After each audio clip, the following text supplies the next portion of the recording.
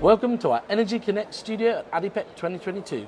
I'm delighted to have sitting next to me Andreas Kyrilis, MD and partner at Boston Consulting Group. Thank you so much for joining me. Great to be here with you today, Julian. What is your outlook for the future of energy? Big question, I know. No, absolutely.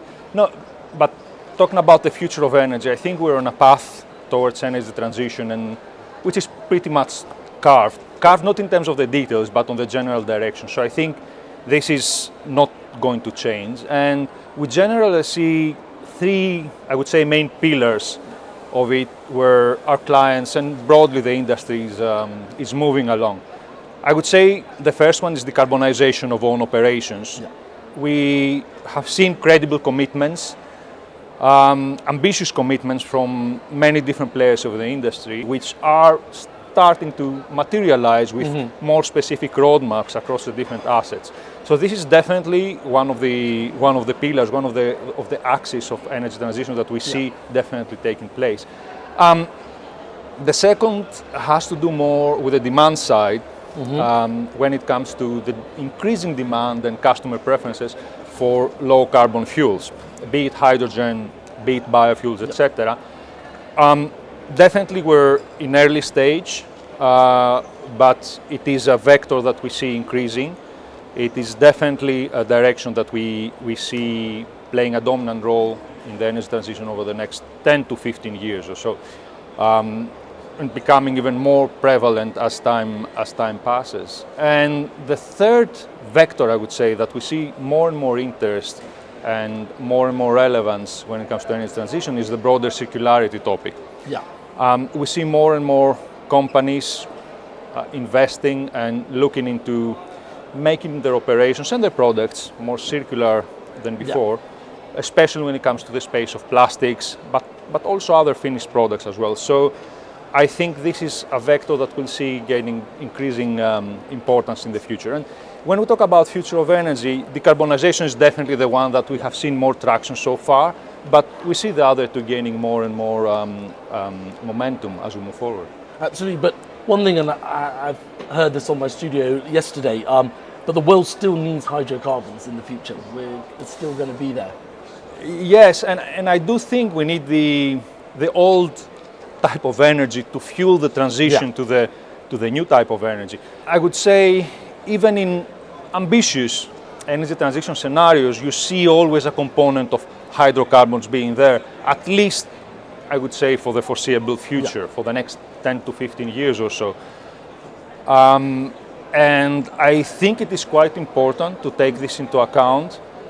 It is a reality, and planning for realistic penetration of alternative fuels and decarbonization is quite important, while taking into account that hydrocarbons will be there, especially for players or nations where energy access is an important consideration. So it is important to plan with certain amount of hydrocarbons in mind. Notwithstanding the fact that given, let's say, if we take this as a reality for the next few years, then this means also the adequate focus will be placed on the decarbonization of oil and gas players, of the production of hydrocarbons, and overall considering a more, let's say, a cleaner version of hydrocarbons out there. Yes, and that probably links into, the world needing to adopt the new energy policy, and obviously forums like ADIPEC, I think, where the governments need to sort of give a direction as well with the industry in tow. No, indeed. So I think the direction is set. The more the world is changing, is moving to a new reality, and fairly quickly, I would say. Existing institutions and systems have played a big role in initiating and moving us along this direction. However, at the same time, there are a lot of changes. The environment is constantly shifting, so I think policies and systems and structures need to take this into account.